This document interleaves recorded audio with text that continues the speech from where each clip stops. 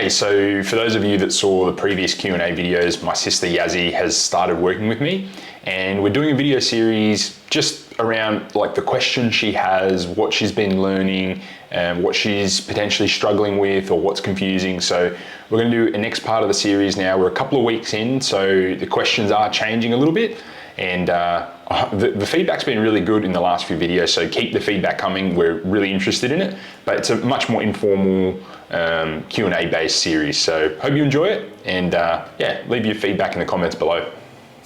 Okay, so question number 1. How do you know what conversion metrics to have on your overview screen when tracking Google Ads? So that's a good question.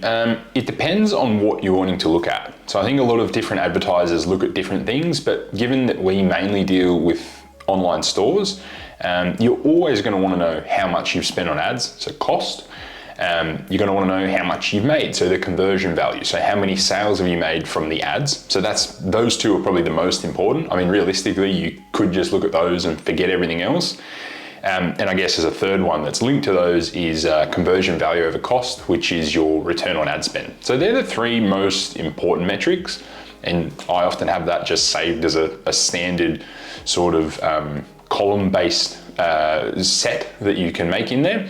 But I mean, a lot of advertisers are interested in, how many clicks they've had, how many impressions, what's the click-through rate, what's the conversion rate, and all of these they're okay metrics to look at. But I'm mainly interested in how much have I spent, how much have I made, what's my return been.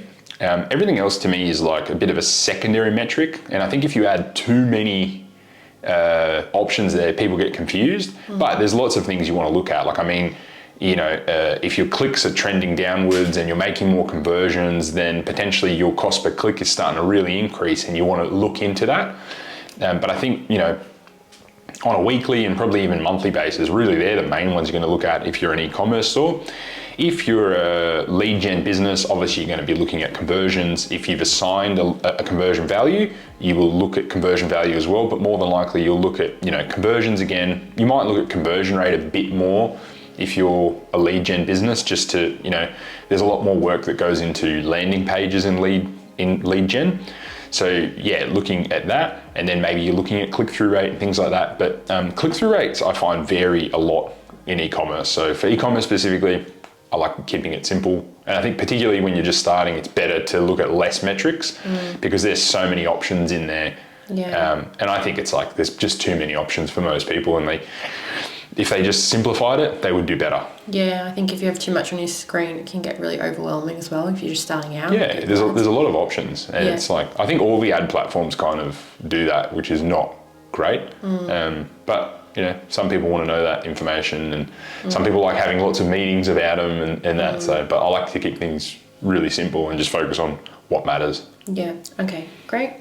So the next question is, how do you improve your cost per click?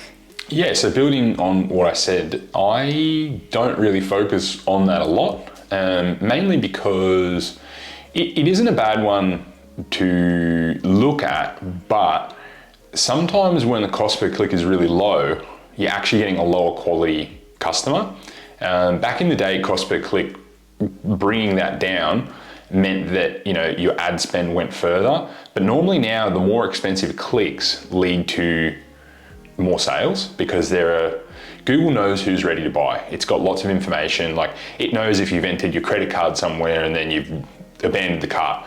So if you've done that a few times, or you've progressed even further, you've been researching, you're buying something, it knows when you're ready to buy or very close to.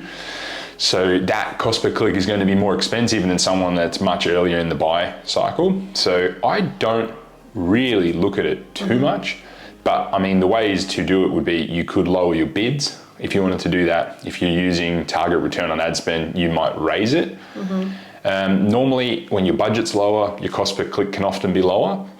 I mean, if you were just focusing on that metric, you could use a different campaign type. Like, display ads normally have a lower cost per click than a shopping ad, for example.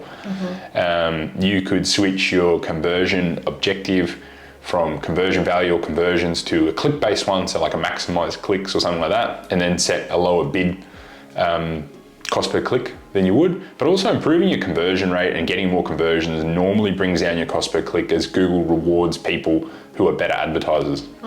Yeah. Okay, great, thank you. So the next question is, how do you get more conversions on Google?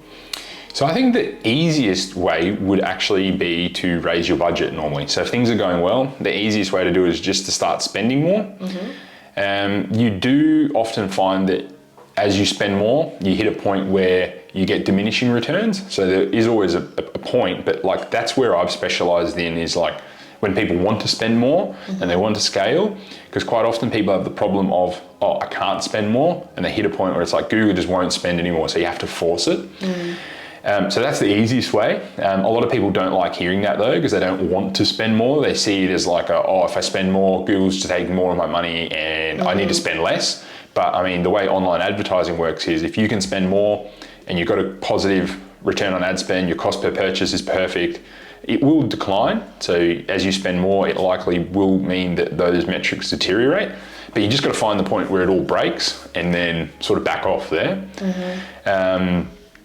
You can obviously improve your return on ad spend as well. So if you focus on improving your return on ad spend, it means for every dollar, you're getting more conversion value. Now you might focus on products that are more expensive. You might focus on ones that are less competitive. You may focus on cutting anything that's not working well. So you might pause a campaign that's not doing well. You might tighten a target return on ad spend.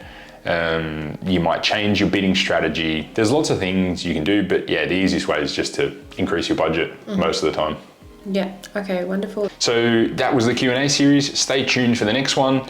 We're going to do these regularly, so yeah, see you in the next one.